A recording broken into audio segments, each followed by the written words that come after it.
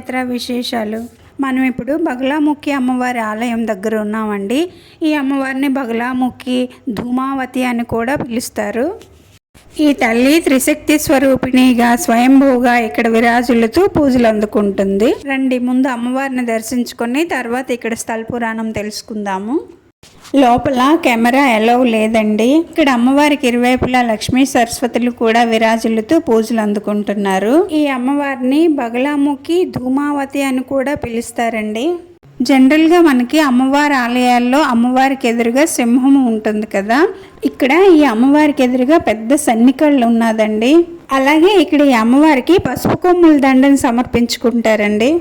విశాలమైన ప్రదేశంలో చాలా పెద్ద ప్రాంగణంలో ఈ ఆలయం ఉన్నదండి. ఇక్కడ మీరు చూసినట్లయితే అమ్మవారి దర్శనంకి వెళ్ళేటప్పుడు పులి నోట్లో నుంచి వెళ్ళాలండి. పులి నోట్లో నుంచే మెట్లు ఉంటాయి. అయితే పురాణాల ప్రకారము హిమాచల్ ప్రదేశ్లోని కాంగ్రాలో దశమహావిద్యల్లో 8వ రూపమైన బగలాముఖి అమ్మవారి ఆలయానికి పాండవులతో సంబంధం కలిగి ఉన్నట్టే ఈ అమ్మవారికి కూడా పాండవులతో సంబంధం ఉన్నదండి. పాండవులు కౌరవులపై విజయాన్ని సాధించటానికి శ్రీకృష్ణుడి ఆజ్ఞ మేరకు ఇక్కడ ఆలయాన్ని స్థాపించి హోమం చేసినట్లుగా ఇక్కడ స్థల పురాణం ప్రకారం తెలుస్తుంది.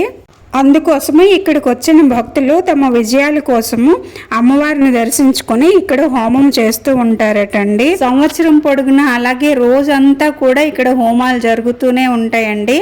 మనం కూడా కావాలనుకుంటే హోమం చేయించుకోవచ్చు.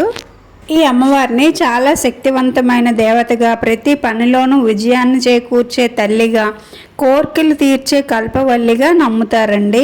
ఈ ప్రాంగణంలో బోల్డన్ని ఉపాలయాలు కూడా ఉన్నాయండి. రాధాకృష్ణ టెంపుల్, హనుమాన్ మందిర్, కాలభైరవ స్వామి ఆలయము, 36 అడుగులు పొడుగున్న దీపపు స్తంభం కూడా ఉన్నది. ఇక్కడికి రావడానికి ఉజ్జయిని నుంచి వెహికల్లో రావాలండి.